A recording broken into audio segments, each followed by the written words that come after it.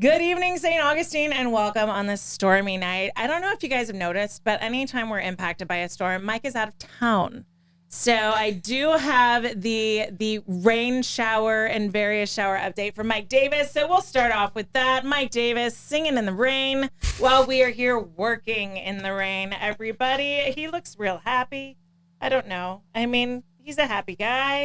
He's out on vacation. He's having a good time, and we're working to pay the bills for him so that he can make his way back to St. Augustine. So we'll start with that. Bozard Ford Lincoln in St. Augustine, their goal is to make sure your time and experience buying a car is stress-free, fun, and enjoyable. Bozard is a family-owned Ford dealership that has been in business since 1949. Bozard Ford Lincoln has been the recipient of numerous dealer awards, including being ranked #1 automotive dealership in the nation by Dealer Rater. I just barely got that out. Bozard Ford has also won back-to-back President's Awards, which is the highest honor given by Ford Motor Company. Check them out online at bozardford.com or head down there. Have dinner with the Bozard Ford family at Ford's Garage. They have the Jiffy Burger. It's delicious. Peanut butter on the burger. Oh. Peanut butter on the Jiffy Burger. All right, for all your banking needs, we have the team at South State Bank. They are a group of bankers you can count on. Their approach to building long-term relationships with their customers is the best in the business.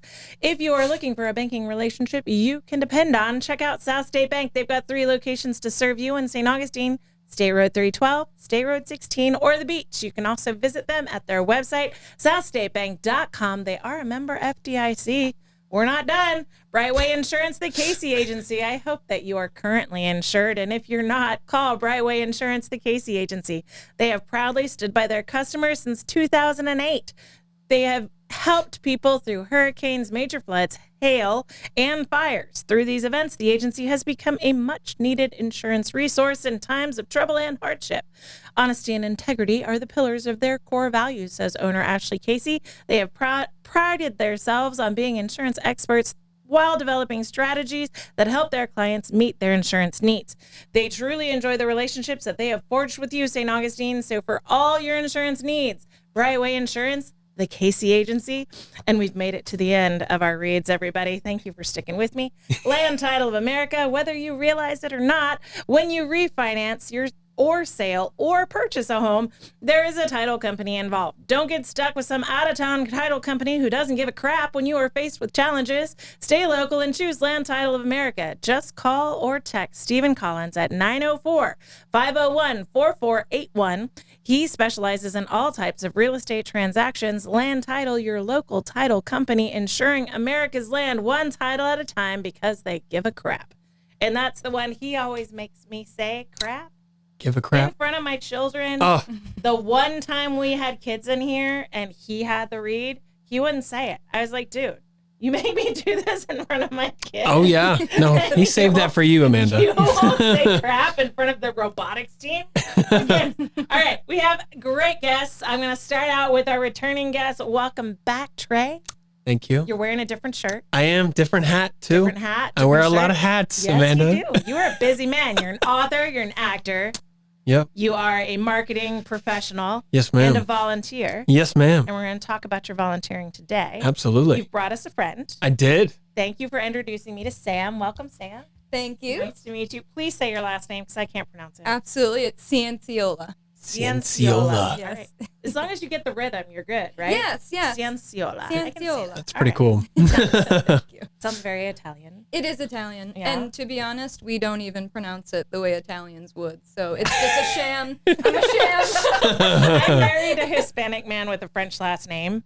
And like, I pronounce it in what I think is the right French way, but French Canadians get on me, man. Oh, I do not say it right according to French Canadians. I was about to say, you got to be careful. Anything you enunciate nowadays, it's very easy to say it wrong. Yes. So it's spelled in America, Waller. I don't know. I don't even know how you would say it in America. It's bouillet in French. There you go. And Bouillet. I said that in front of a French Canadian who chewed me out. Oh. And I was on the clock, so I'm just like, okay, you're right. Like, I'm so right, sorry. I'm wrong. You're Absolutely. smart, I'm dumb. Like, you're kind, Turn I'm that terrible. Turn that guest services smile on. Absolutely. You know I'm the so deal. sorry. And so then I mentioned it. to a friend who is fluent in French.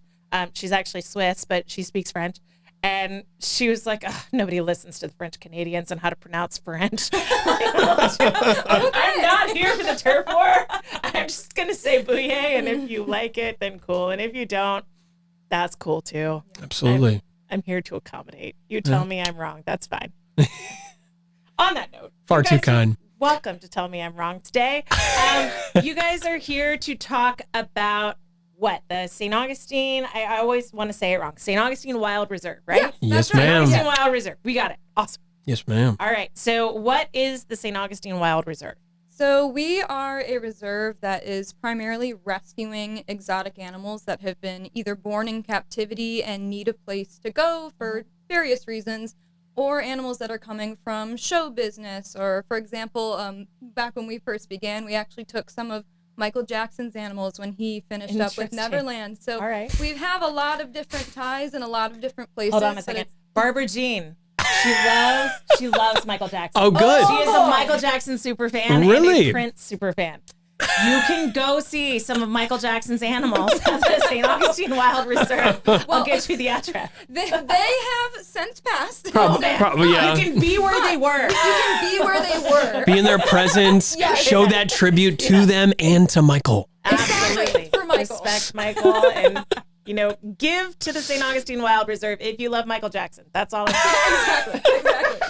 Well, yes. So again, we get these animals for various reasons, but we're primarily there to give them a nice, safe, permanent home where they're getting proper care. And we just love them so much. We are a 501c3 nonprofit organization, so we don't have any kind of government funding. We really rely on opportunities like this to talk about what it is that we do and get that word out so that we can get more people coming in for tours, making those donations. Right now, we have a newsletter that goes out, and you can sign up for that via email. But cool. That sends out all kinds of information and updates on what we're doing, as well as some items that we've recently been kind of auctioning off, so to speak. Oh, awesome. So we have a lot of different animal-related items that you can kind of have the opportunity to bring something home that's kind of special, unique, and related to what we do while still being able to help us out as well. That's awesome. It's pretty cool, Amanda. I mean, you would not believe some of the stories about some of these animals. I mean, some of them come from the hardest backgrounds. I mean, we rescued hyenas from a shipping container. I mean, you would never think. Why hyenas? No, I know. You would never think. So some of these animals come from all over the world, and we are just thankful enough to provide that safe, secure home for them, to give them that tender, loving care that they deserve. I mean, there are so many different relationships built through fully staffed employees and all these volunteers. I mean, Sam, how many volunteers would you say we have? Oh, we have so many and counting. And counting, yeah. If you look at the people that are, regular full-time, 1 day a week, and the people that are coming for spring break, Christmas break, people that are in college, I'd say somewhere around 40, 45. I'm not surprised by that. There's a lot. We have a lot. I thought it was like 30. There's quite a few. I mean, even people that have volunteered a lot when they were a little bit younger, and something might have changed as time has carried on. And so now they might just do something as simple as bring us all these cases of water that we can give to our tour guests. I still consider that a huge help. Any bit of help is a massive help. So absolutely. Yeah, we are very blessed. Are these some of your volunteers? They are, yes. Absolutely. We've got all kinds of people in there. They look like a fun group of people. It is. We definitely, there's one thing that I've heard all my life, is that people that work with animals are a little bit loony. And I think it's true. We can attest to that. That is definitely, I think Amanda can attest to that. Can confirm. In the best of ways. Oh, absolutely. And we've got some more here, I think. Yes. Absolutely, yes. Good group right there. I recognize one of those dudes. I recognize. So I do have to mention that Trey came from work, and he was switching out his shirt. Yep. For some reason, he decided to give everyone in the jail a show. rather than coming inside. Listen, I told Sam, I'm like, I got to do a costume change real quick from Marineland attire into reserve attire. Yep. Make sure you're wearing the right hat. Yeah, absolutely. But we always love talking about really just the story of the facility. I mean, we've been there for years. Yeah. Owner and operator Deborah Warwick really had the inspiration to open this facility. I mean, she comes from a veterinary background. She lives there on the property. So she is always advocating for these animals, making sure everyone is doing the best they possibly can just for the betterment of these animals. Okay, so Deborah Warwick is the originator of this facility. You said she comes from a veterinary background? Correct. So is she a vet tech? I think technically she has that background. Oh my gosh, she has so many degrees now. It's so hard to many keep up with. licenses as well. Licenses and degrees. Yeah, I think her latest is a master's in veterinary forensic science. I'm not surprised. So yeah, That's so cool. she really knows a lot of the ins and outs between the actual like husbandry and like the hard labor that we're doing, Oh, as well goodness. as the science and the biology for the animals. So she just is That's this. so important. Oh, it is. She's this wealth of knowledge that it's just incredible to be able to even ask her, hey, this happened with an animal today. What does this mean? And she'll sit there and she'll tell you all about it. And it's just great to have that right there at our fingertips. Just a great source of knowledge really Yes. at our disposal. Absolutely. Exactly, right. And that's such a cost savings to have someone that can answer the questions right there on site rather than having to call a vet in anytime there's any sort of question. That's such a blessing. Yes, ma'am. And I mean, veterinary medicine is wild because it's human doctors. I mean, I'm not saying anything negative about human doctors. I know and love human doctors, but they need one species. One species they have to know about, whereas veterinarians have to know about everything. Yeah. Different ranges, different species, wild. different sizes. Yeah. Oh my goodness. Dietary needs for all sorts of different animals. I mean, And then don't even get started weight on the expectations. medication. Yes, for sure. And because not every metabolism in every species reacts the same to every medication. Knowing dosing, it's just wild. Hats off to all veterinarians. Yeah, I agree. I'm glad that your brains work that way. My best friend's a vet. Dude, like the amount she's had to study for different exams that she's had to do for different aspects of her career. There's one test that she literally did intensive studying for 3 years, just because the absolute width and depth of the information she had to know and the number of species she had to know it for. And so she's a specialized vet in a specialized area. And so you would think that would narrow it. Turns out it doesn't. No. They Nope. still required her to know about species she would never interact with in her field, but she still had to know it. I'd say good for her in the big picture wise, but I know that was probably not fun. Yeah. And so like I was a vet tech when I was a dolphin trainer. There you go. I've like just tiptoed in the borders of where she is. And so like she would call me to just vet because I was interested and I didn't just look at her sideways when she was talking about something specific or weird that she had to learn about. So yeah, I know weird stuff about species that I didn't expect to know because sometimes my friend has to vent. I know it's pretty crazy. I mean, I've been involved with the reserve probably since like 2019, and I think still every week I still learn something new. You always do that. Definitely. Always- Same for me as well. Yeah. I've been there for going on like 7 years, I believe, and there's still new things all the time. And you do learn these really crazy little things about different animals and their little quirks. And we are blessed too that we have vets that do work with us as well. So we have these different minds coming together to try and come up with the best solution with whatever it is that we're dealing with. So we've been really lucky to have regular, cat and dog vets that have been willing to come on and take on lions and tigers and wolves. So we just have been blessed between the volunteers and the vets that we work with, police department. We have a really good crew behind us. That's awesome. I mean, you do need that. And it is cool when we would even have like regular dog and cat vets, like you say, come to Marineland and they would help to consult on daily things. They would Just with come the in dolphins. and observe with blood draws and blood results. And, like I said, vets that are never supposed to ever encounter certain species still have to learn about them. And so they get to actually use that information when they work at a place with you. like you guys. Get that fun exposure. Yeah, and it is fun too. There are a lot of things that we do, and I am no vet tech. I have no background, but whenever the vet does come and there's any kind of procedure, I love watching and learning and seeing what is really going on, because I think it not only helps for that situation, but it can kind of help for future things that come up. And I can say, I kind of remember something like this. Maybe we need to look further into it, you know? So it's just really interesting all in all. Absolutely. And so you said that you get your animals from a lot of different avenues. Yes. They're seized from trades, like you say, right, the illegal black market. As well as, I mean, even sometimes breeder overstock. You know, some of these facilities that plan on like selling or breeding these animals don't always have the means per se to actually take care of them. Yeah. And one of the biggest things we do mention on the tour is sometimes we receive even lion cubs who couldn't be nursed because the female lion just doesn't have enough nipples to offer that safe, secure feeding for them in order to grow properly. Yeah. So when that does happen, we're happily able to take them in, give them the food, the medication, and all the attention they would require, even as a cub. Yeah. So it's really cool. Even forming those relationships early on. We have two not tiger cubs anymore, but they were tiger cubs when they came here. It was Mishiva and Rupa. Okay. And they are just these adorable small little cubs. I mean, I had the opportunity to bottle feed them when they first came.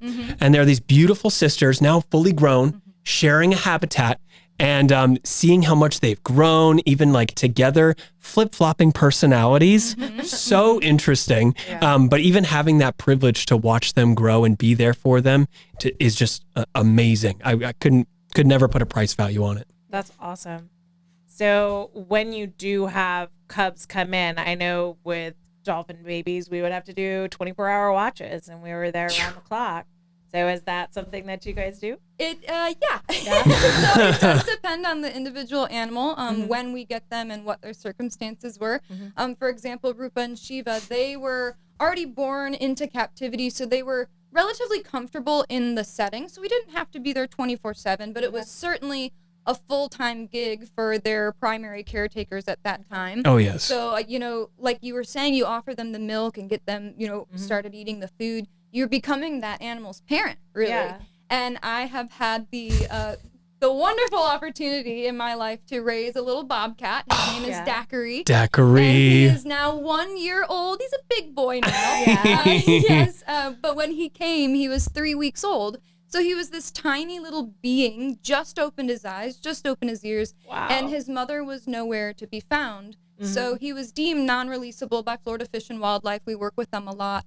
And that's when he was decided to live at our facility. And I, again, had that opportunity to become his mother. So I had to raise him and get him to eat meat. He didn't quite take to a bottle, being that he was a wild-born animal. He wasn't as comfortable switching over to a bottle as a lot of the captive breds are. But he still ate tremendously well. He was going to the bathroom on his own, all those things that the mother probably just got him accustomed to. And so now he's really settled in. He still is a little bit timid with some people, but even just these last few weeks, even couple months that he's turned 1, he's starting to blossom and get a lot more comfortable. And he's just the sweetest little guy. I mean, you can go in and he wants to rub his head on you. That's how they greet in the wild, mother to cub. It's, all on the face, rubbing, and he'll let me pet all over him. And then he's wanting to play and roughhouse, and we have toys that we can do it safely, and as long as we continue this relationship and things go well, I should always be able to have these interactions with him. But of course, if something changes in him, which it very well could, he is a wild animal after all, then that, I might have to pull back a little bit. But either way, no matter which way it goes, I just feel so blessed that I've been able to do this and be able to give him so much comfort when he was absolutely terrified. So it's just such a blessing to be a part of their lives, whether it's as intimate as that or even just watching the cubs grow up, just being able to see them change and their attitudes develop, and again, seeing those personalities blossom. There's just nothing like it in the world. Absolutely. What's the fur like on a bobcat? I want to snuggle everything. It's pretty soft. Is he's it definitely comparable one of to the like a house cat, or is it just a little more pretty. coarse? It's just a little bit more Okay. coarse, not too much, not too wiry like a Jack Russell type of a fur, not quite Okay, like so that. not too short. Not but it's got this. You can tell it has that kind of coarseness where it is gonna slick the water away. Yeah.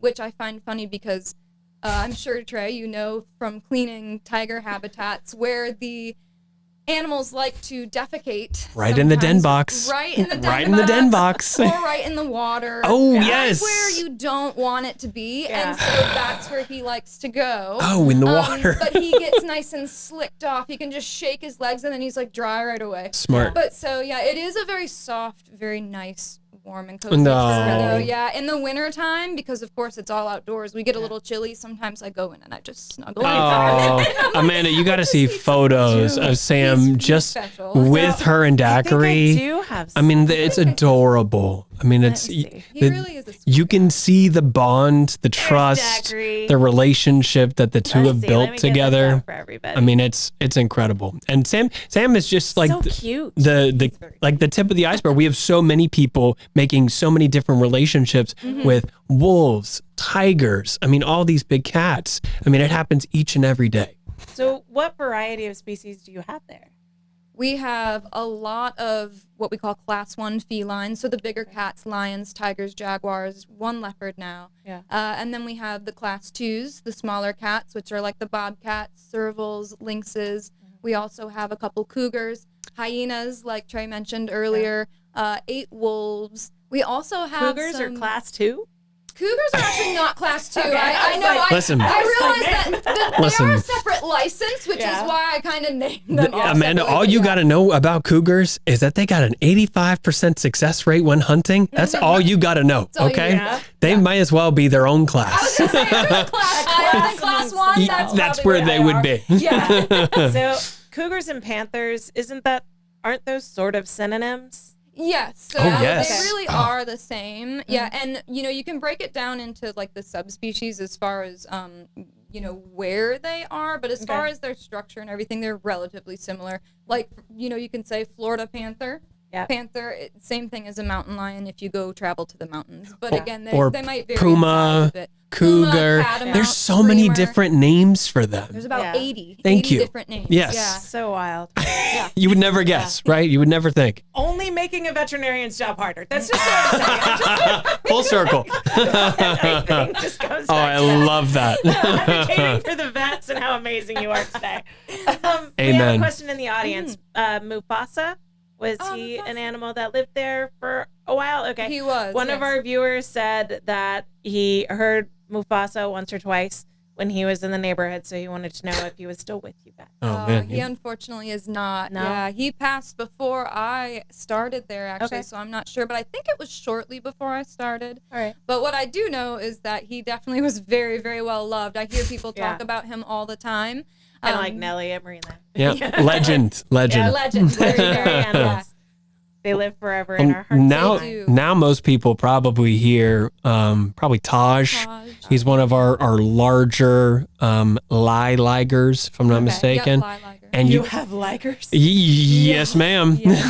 We actually have a Thai liger. What would I and a have to liger. do to help raise a liger? Oh man. Dream Your come true. timing Good has to luck, be Amanda. Is this him?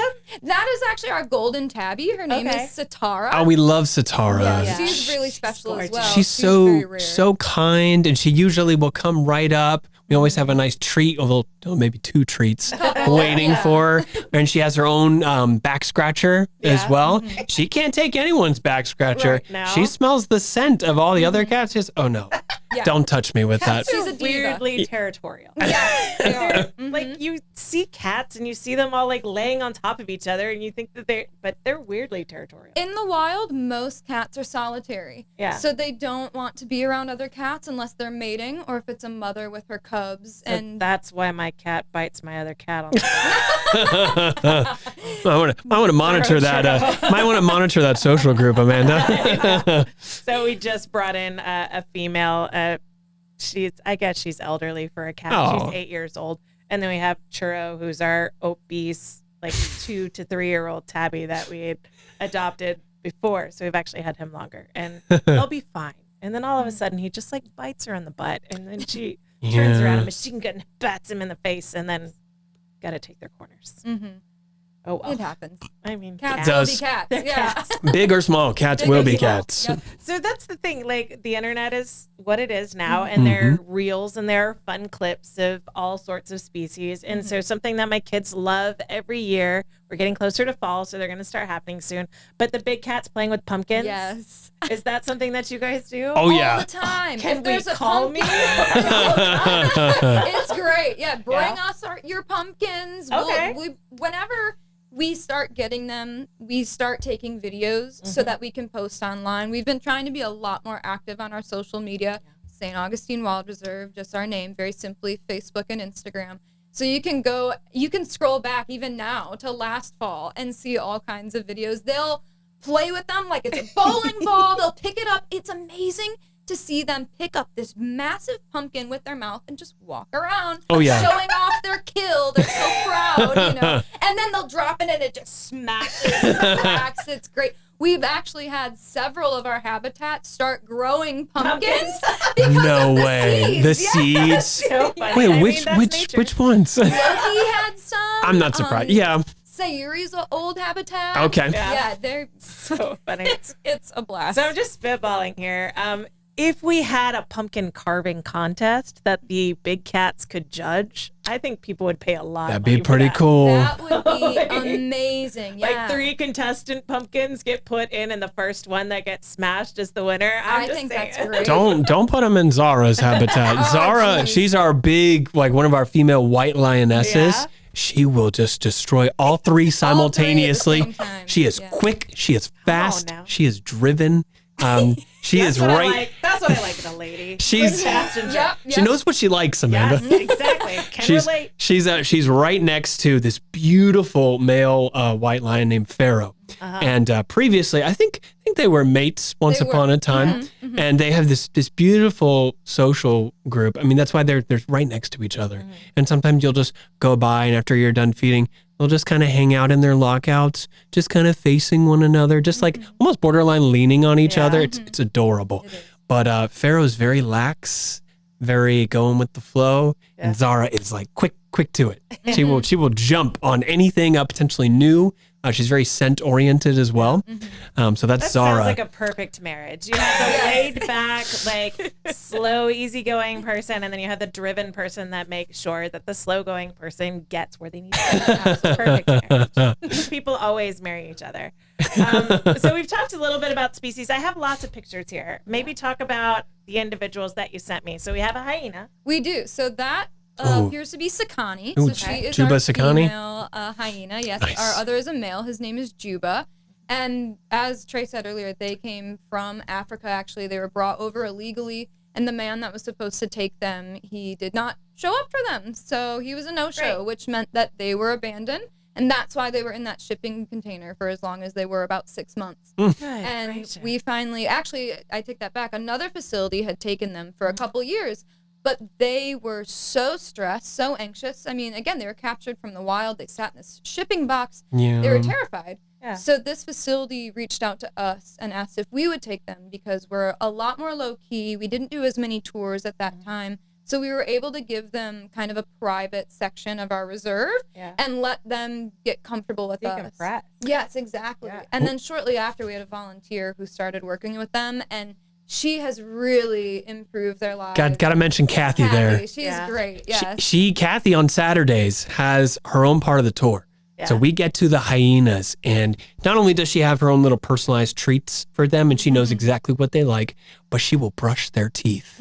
She'll have little toothbrushes, and will literally just sit on a nice little bucket, and put a nice little wooden toothbrush in there, and just start brushing their teeth. And they're very voluntary, they're very approving, very comfortable with this behavior because it's something she's worked with them for so long. Years. But it's amazing because you would never see anything like that with a hyena.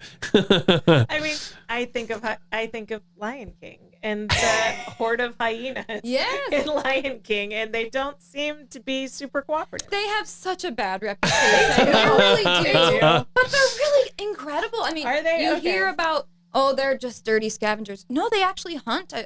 Over 80% of their meals, they hunt for themselves. Okay, so they're not just stealing from like the big cat. I mean, they do sometimes. Yes. I'm not going to lie to you. But they do Not work. only. Not only. Okay. Right. That is something that happens. But they do hunt most of their meals. And Okay. they're also extremely intelligent. I have to throw this in. They scored higher on an intelligence test than chimps. They not Wow. only completed their task faster than Dang. chimps, but they did it with no vocalizations. Really? Yes. That's wild. That's Incredible, amazing. isn't Did the hyenas dirty? He did. I Come know. on, Disney. Well, you always have to have an antagonist. Come on. Yep. I mean, Scar needed lackeys, Scar needed some backup. Come on. right? I mean, Whoopi Goldberg, you owe the hyena. Amazing. What She you was, did she here. was amazing. Now we have. That's Eclipse. She is Eclipse. our black or melanistic leopard. Oh, Yeah, she's one of my She's girls gorgeous. as well. oh, I'm yeah. sure she likes She's you. a black leopard Girl. rather than a panther. Correct. So Okay. actually, this is a good opportunity yes. to kind of put something, put something down here. Fun fact. Fun fact: there's no such thing as a black panther. All So right. it's kind of this misconception because leopards are under the Genesis Panthera. Okay. So it is a black panthera, but they are leopards. But a panther, like we talked about earlier, the cougar mountain lion, Yeah. that animal has never been known to have the black color phase. It's Wild. typically a leopard or a jaguar. There have been a couple other species like tigers, I think maybe a serval as well, Yep. that have shown like a pseudomelanism Okay. where they have basically excessive striping. But as far as a full black, it's typically going to be the jaguar or the leopard. Yep. Okay. Yeah. So I don't know if you remember, there was like a Jungle Book in the 90s that was.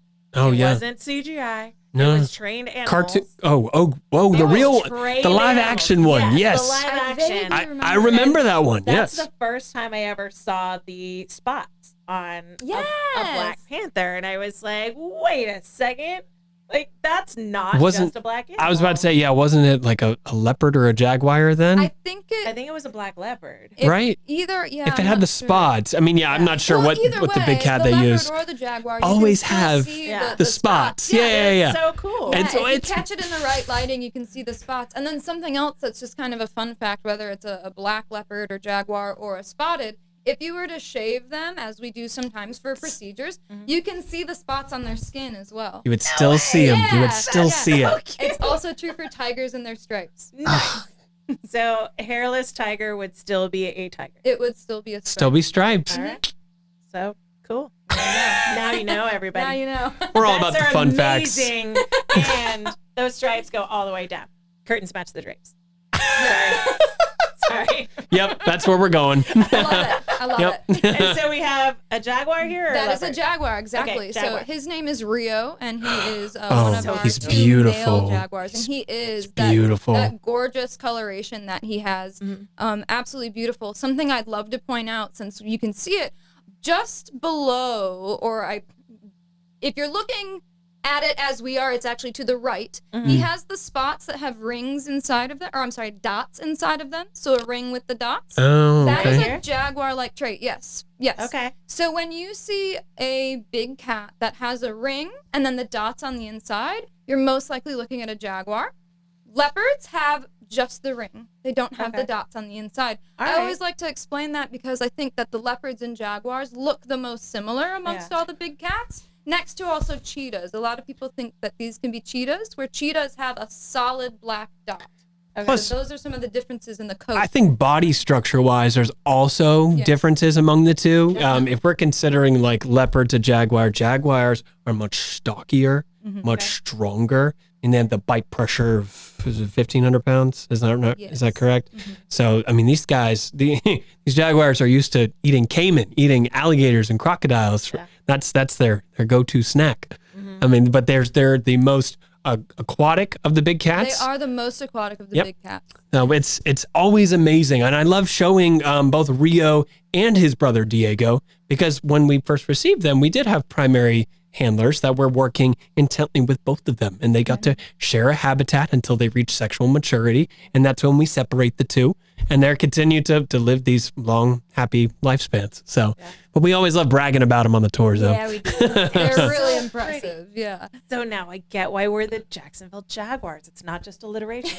Jaguars are Yes. awesome. Yeah. Yes, they are. The sort of ring with the dot in the center, is that kind of a false eye to throw off, or is Ooh. it just So camouflage pattern? it's really a camouflage pattern, Okay. but they do also have the false eyes. It's On the known ears? as yes, on the Yeah. ears. Yes, exactly. You know your stuff. I'm such an animal dork. She's got an I love animal it. background. Yeah. I'm such an animal dork. Yes. This is where I totally nerd out when I get to have an I animal. love it. I studio. love it. Me too. Anytime I can talk about animals, I'm like, yes, let's do Yeah, this. do it.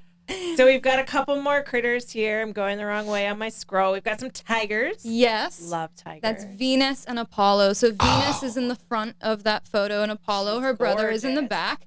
They are two Bengal Siberian mixes. We got them as a result of breeder overstock. So it was one of those Okay. situations where this facility had basically extra animals on their hands, and we had the space. So they asked if we would like to take them, and we did. So they're now, I think they just turned 8 actually last month. I believe so. Yeah, Yep. so they're doing really well, and they're actually going to be getting a habitat upgrade relatively soon. We've been Very cool. upgrading all of our habitats thanks to all of you. Thanks who for have all made your of the donations. attendees. Yes. Yes, exactly. That's We're awesome. working on expanding every single enclosure, and we're getting really far along, actually. Our fence Awesome. company has been just busting out these cages, about a cage a week.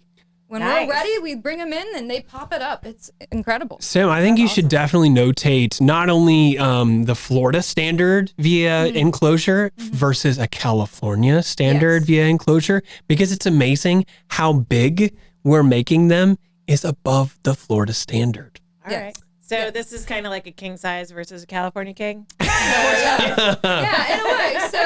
So for the California standards, everything is, got to be 9-gauge steel using welded wire, reinforced materials. We also put ceilings on our big cat habitats. A lot of places don't, and that's totally fine.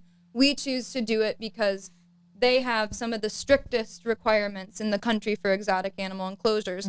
That's not only where Deborah Warwick is from, that's what she's familiar with, but that's what she knows and she trusts. And Yep. because of that, because we've implemented that here at our facility, we've had hurricanes in the past and our animals have been safe. Yeah. We've had some damage, yes, but our animals have been safe. They haven't escaped any of their habitats. So that just goes to show we are doing the best that we can Yes, by ma'am. following those more strict guidelines. Well, Bless. it totally makes sense to have a ceiling or a top to your enclosure in an area where you're going to have high winds frequently. Yes. I mean, just debris Mhm. flying around. You don't want it just falling on your animals. Correct. So it makes total sense. Well, some of our animals like to climb They do as also well. like to climb. There is Yes. that feature as well. some of our critters, some of our cats as well. Yeah. Definitely not the wolves. Definitely not the wolves, no. Daiquiri, though. Daiquiri likes to climb. He doesn't Really? do it as much now that he's getting out of his, cubhood. Yeah. But he used to love to, anytime, it's kind of cute, anytime I would go to leave the area, move on to continue my chores, Yeah. he would run and jump up to the top corner and just look and maybe reach a I'm here paw. because I choose to be. Just so you know, You're doing I can anything get out me. to you. So he thinks. I'll respect your boundaries this time. But right. so funny.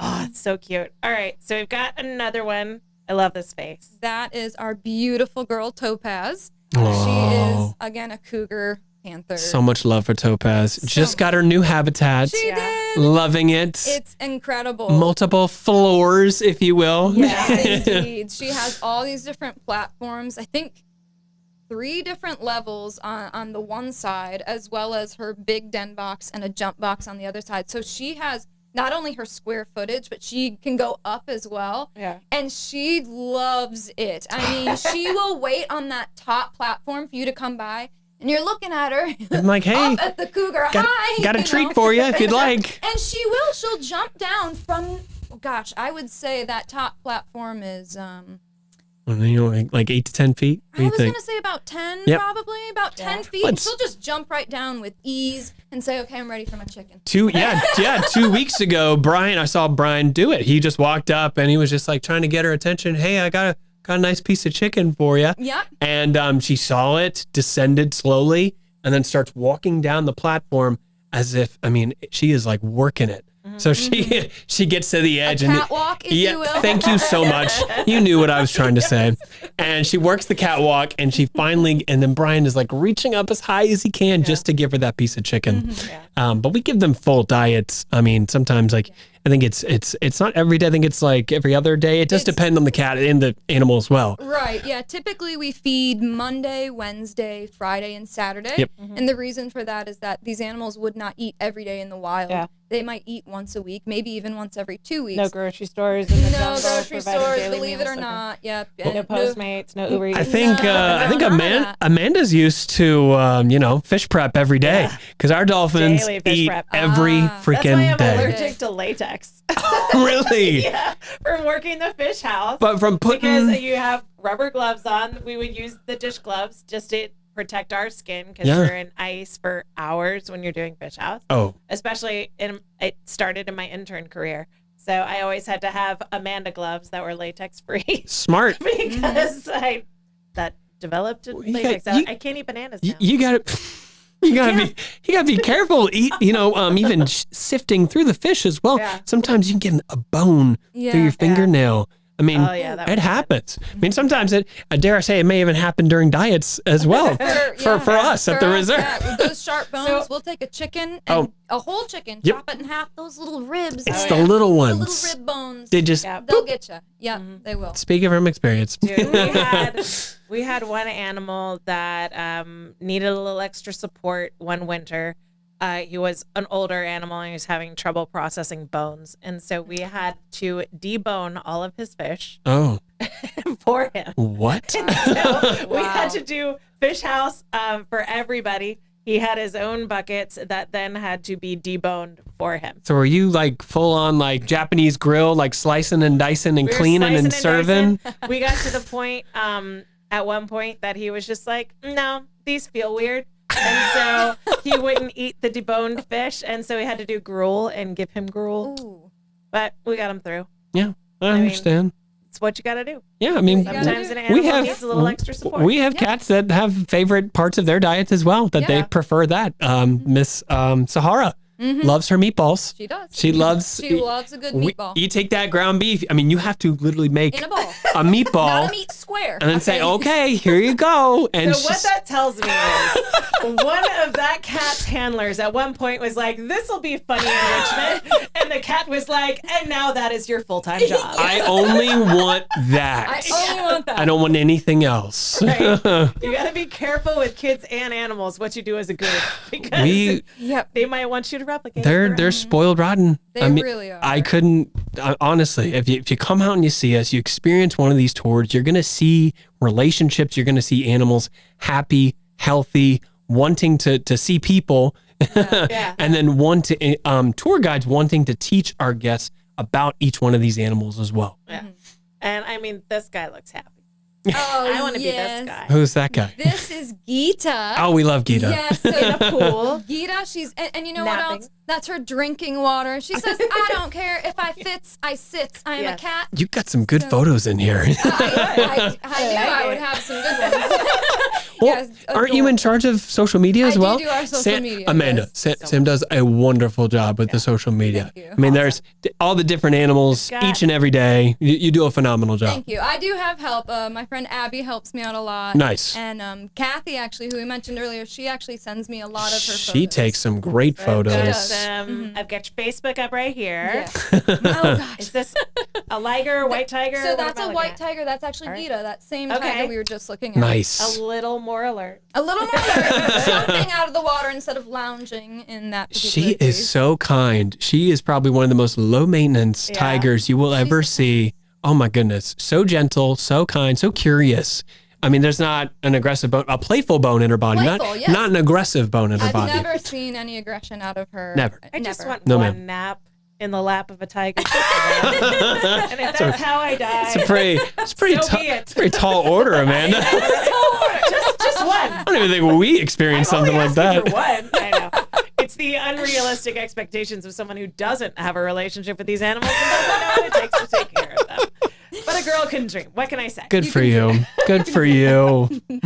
All right. So we talked a little bit about meal prep. You have how many different species, and they all have specialized diets? So Do you have mostly carnivores? Do you also have we have vegetarians? mostly carnivores. We have our 3 white-tailed doe, Dasher, Dancer, and Prancer. Of course. Shout out to the deer. Yes, shout out to the Wear deer. Santa hats during December. We do love to They put some hats on them. listen. Yes. They love it. Some little bunny ears, 4th of July, they've got like a red, white, and blue fireworks I hat see thing. that. Amanda, you know yes. you know all about enrichment, Amanda. It's always enrichment.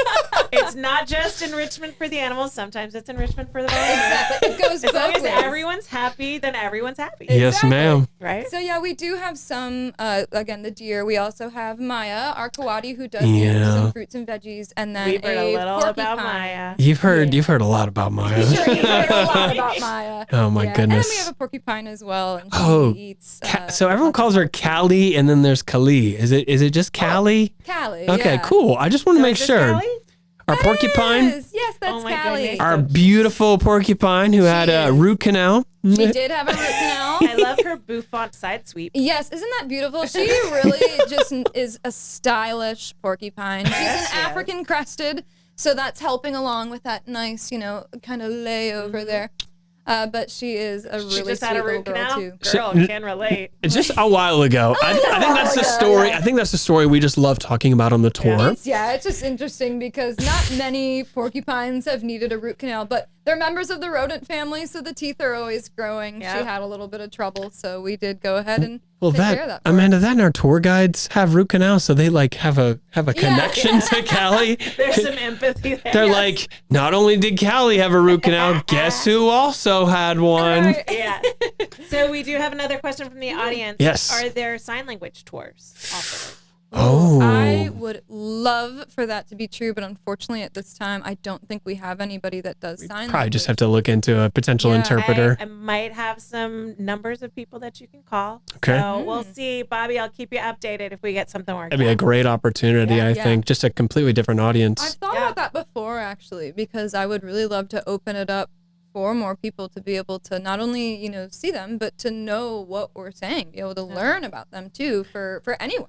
Another thing that I was even thinking, if it was just once a quarter, I Yeah. mean, then it opens. we up should do some field trips, Sam. We should do some field trips during the year. I think that'd be I have some amazing. connections with some homeschool groups if you want some field Amanda trips. is- I got some kids for you. I just did a summer camp group last week, and they were Yeah. these kids, they were between 6 and 9 years old, I believe. Mm-hmm. They asked some of the best questions. Don't you love Oh that? my gosh, they I were had- so into it. I hosted our homeschool group. I was the connection with Marineland, and Taryn got us Ah, in. And it thank was you. before Dan retired. Dan And Palmer. So Dan was there doing a shark feed, and he's like, "Do you guys have any questions?" And the questions these kids are asking, Dan was like, Extremely, let's go. extremely thought provoking. Yeah. Because some of these kids want to build futures out of this. Some of them love the animals and love the animal industry. They genuinely want to know, what's it going to take for me to get here? "Yeah, Right. And we get that at Marineland every once in a while. I'll be giving some tours every once in a while, and she'll be like, that eel seems funny. Why is it 4 foot long? What's the biting velocity? Why is it yellow? I thought it was a green moray eel. I mean, it's incredible. yeah."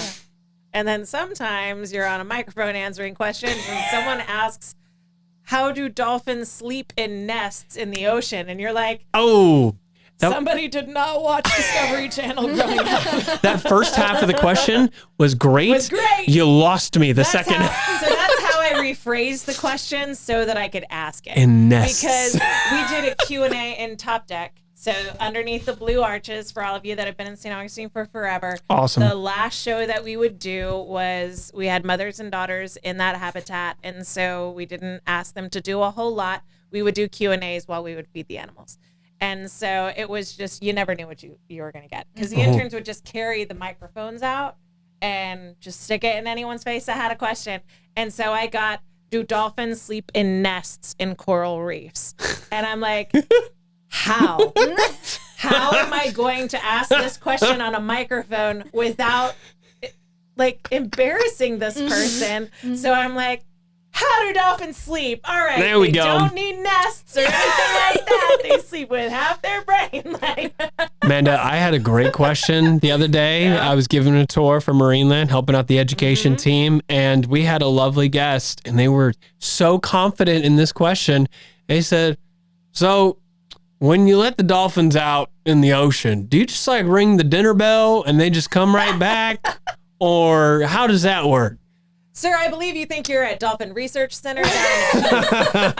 There's not a double door at Marineland, but I appreciate the effort. Yeah, exactly. We've had a similar question where people will say, okay, so where is the arena where you let them all go out and play together?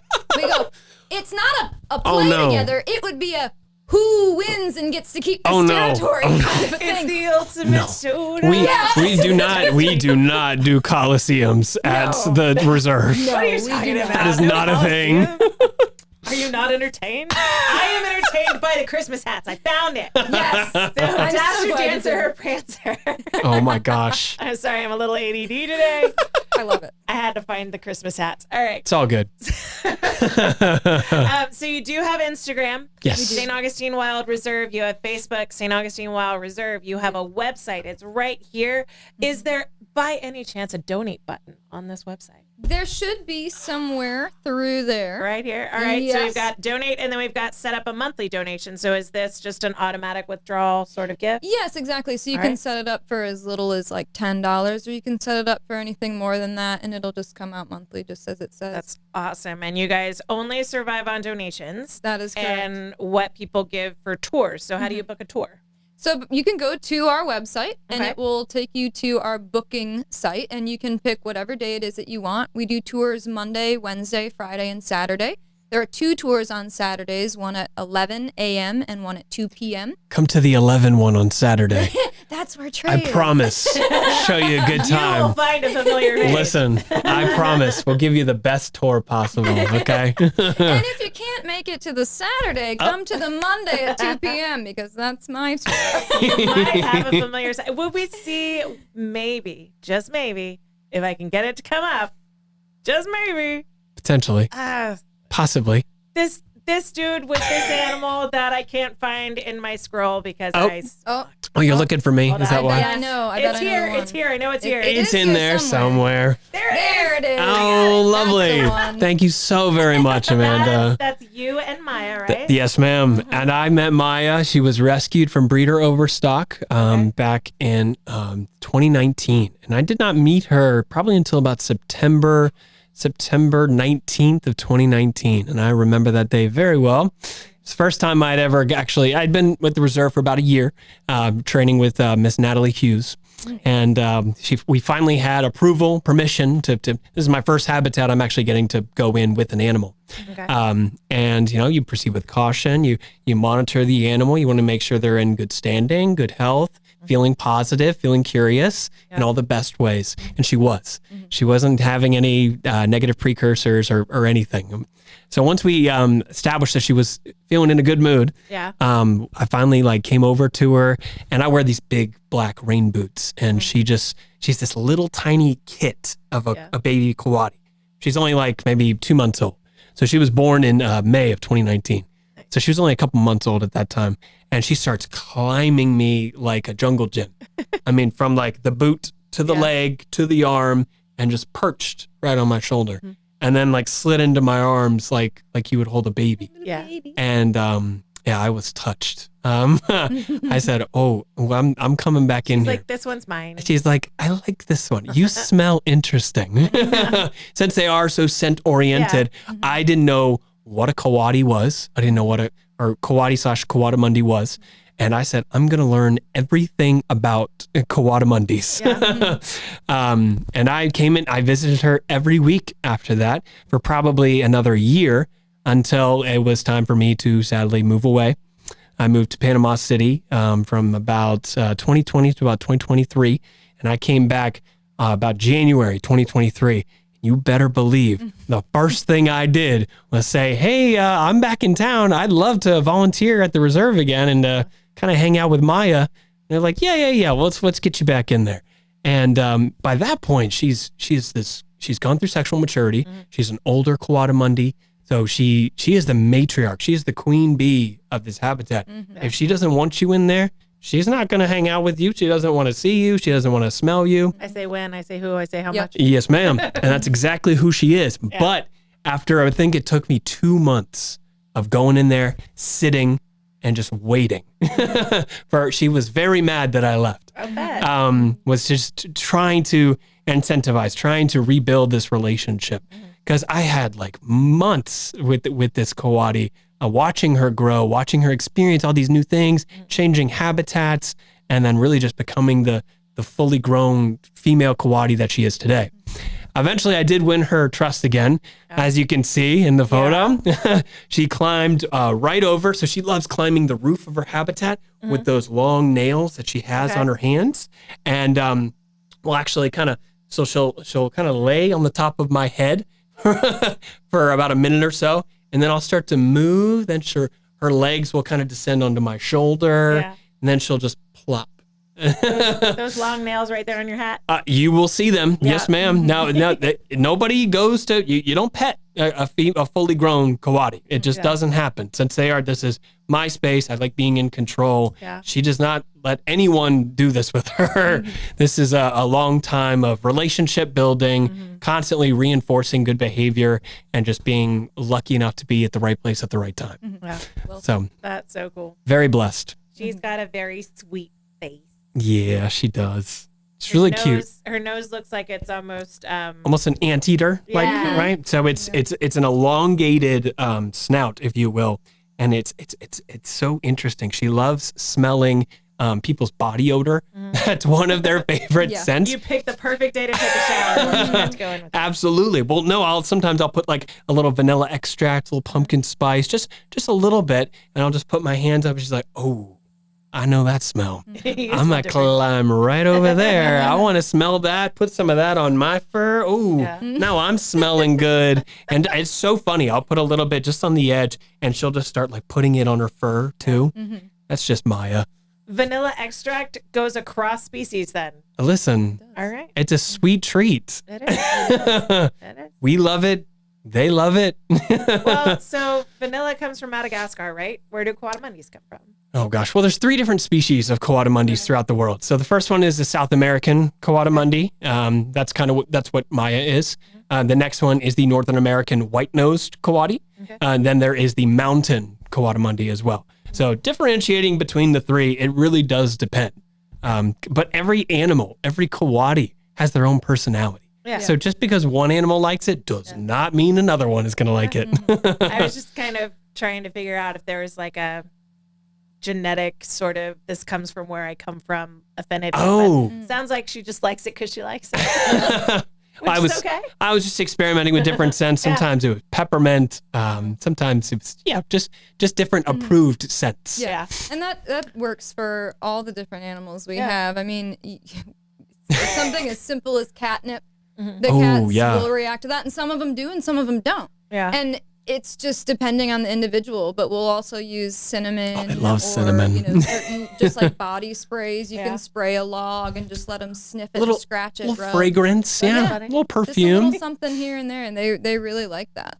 Again, they're very scent oriented. Yes, ma'am. So anything that's new or unusual or maybe sweet smelling, they want to roll in it and just have a good time. I think it's funny. That's one of the ways they communicate is through scent, so it makes sense. You can almost tell right away if an animal likes a scent or not, though. You can usually tell pretty quickly. Sometimes do you ever get the you made the wrong choice moment? Oh goodness. I guess it's just not as positive or not as rewarding. Don't come over. That they might just kind of snub it a little bit, but the more negative reactions are more treat related. If you try to offer something that they don't particularly want, you might get I'm offended. I'm disgusted. Exactly. A little snort, if you will. I've heard the snort a lot with the scents and the treats. What is this? We actually have a couple animals.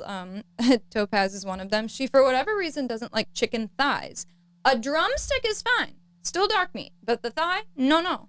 Just like my kids. Drumstick, but no thigh. No thigh. But it's funny because if it's been in the diet with the other food, she's like, oh, it's tainted. It's tainted. It's touched. Says, take it away. And we're like, okay. So then we got to go back and we make sure now everybody knows Do not put thighs in Topaz's diet. She does not like them. She's not going to eat them. She'll snub the whole diet. It's good to know. Everyone does watching, not remember want that. Yes, remember don't that. don't donate the chicken thighs for Topaz. Not if you want to make Topaz happy. No. So there are volunteer opportunities as well, right? There absolutely are. So anybody is welcome to volunteer. You don't need any kind of background, just a willingness to come out and work and probably get a little bit dirty. It is all outdoors. Typically, we ask people to be 18 or older. You can be, younger and have an adult accompany you, but they do need to be with you the entire time. Okay. And you're usually going to start out by doing work in the commissary, like cleaning the dishes, preparing those diets, just doing some general cleanup in that area. Maybe when we get our meat delivery, we'll sort through that. So it's a lot of stuff that's not directly with the animals, but it is still majorly important. Yeah. And that's something that I always want to make sure people understand is just because you're not doing something directly with that individual animal doesn't mean you're not making a difference. Yeah. Everything is important, and we all have to start somewhere. Mm-hmm. So if this is something that you want to, continue working in this field, then just keep coming and just do what's asked and show that you're reliable and responsible, and be a self-starter too. That can really go a long way. And the more that you show that you are reliable, the more that you'll be allowed to do. And, it does take time. It's taken me 7 years to get to the point that I'm at now, but Yes, ma'am. I wouldn't change it for anything. I've learned so much along the way. I've developed these incredible relationships with not only the animals, but with people as well. Yep. And again, we're all a little loony, and I love my group of loons. I think it's just incredible. So anybody that would like to come and check it out and just even see what it is we're doing, even if it's just for a day, just come and see, how you feel about it. And if you want to continue, that's great. And if not, then I hope you at least learn something from it. I think there's a tab on the website as well. I just showed that. Nice. And scrolled all the way to the bottom so they saw what they had to fill out. 18 or older, be willing to work hard. And that's the thing with animal people, like, you don't need anything fancy. You just need to show up, work hard, be willing to learn, be excited about doing even the nasty stuff. And if you are a reliable person with a good attitude, then eventually you'll probably get to work with the animal you want to work with. I think you'll be surprised, and if you deem yourself, once you're deemed trustworthy with these opportunities you've been given, you will receive more trustworthy opportunities and continue to grow within that animal training field. Yep. Right. It's astounding. Trustworthy And in the really, little things. Isn't this just life advice anyway? Yeah. I mean, just, keep moving forward, take everything as it comes and try to learn from it. Mistakes will happen, and it's hard when you experience something that's a mistake when it's revolving, an animal. And of course we have a very good record, but I'm talking about, if you make a diet wrong or you put drumsticks with thighs. You put drumsticks with thighs. It's a learning opportunity. Right. Don't give it to Topaz. But anything like that, just again, just learn from it and just keep moving forward. And that's just the best attitude to have. Like you said, having that positive attitude, that will take you so far. Yes, ma'am. Absolutely. Thank you guys so much for coming in. Absolutely. An hour flies by so It fast. did. Is there any final thought you want to leave our audience with about St. Augustine Wild Reserve? Just that I'm so grateful for all of you who have tuned in today, and all of you that have made the donations, come on these tours, and even just simply talking about us. That is our advertisement. This is our advertisement. Being able to be here with you today and talking about this place that we both just love so much.